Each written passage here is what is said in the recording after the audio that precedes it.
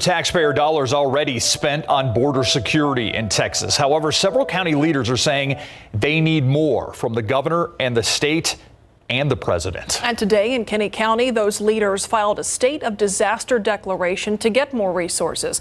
Other counties, including Uvalde, are set to follow suit. Our Alicia Barrera is live in the city of Brackettville with what county leaders say led to this decision. Alicia. Good afternoon. Well, they're frustrated. They witness these bailouts quite frequently. Some of the measures that this city has taken into their own hands is installing these big rocks that weigh thousands of pounds to prevent from those bailouts ever entering school property.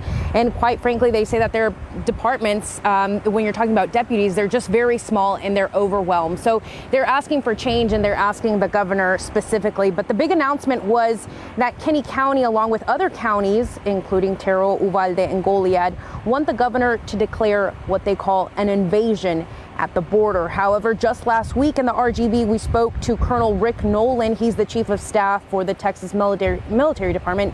And he said as long as Title 42 remains in place, right now the situation is manageable because of the coordinated efforts between Texas military, DPS, and Border Patrol. The power to declare an invasion falls in the hands of the governor. However, it wouldn't unlock additional authority, nor would it look like planes and tanks. But Bob Leibel with the Human Rights Watch organization says it's a dangerous proposition. It's not a system that anyone should want. And look, we all want an orderly migration system, but what we've seen is that increased border militarization and criminalization actually drives people into the shadows, and we end up leading to more incidents like we saw, the tragedy that we saw in San Antonio last week. I also want to share some numbers with you directly from Customs Border Protection of more than the 177,000 apprehended in the southwest border, which includes this sector.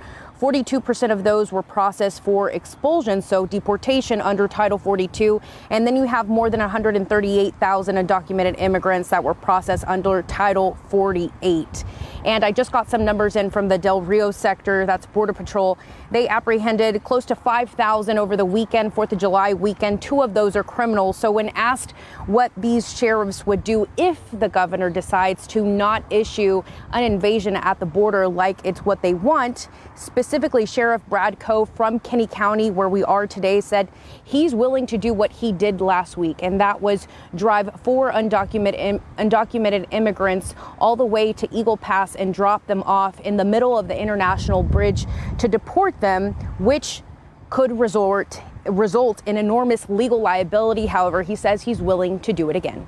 Reporting live, Alicia Barrera, KSAT 12 News.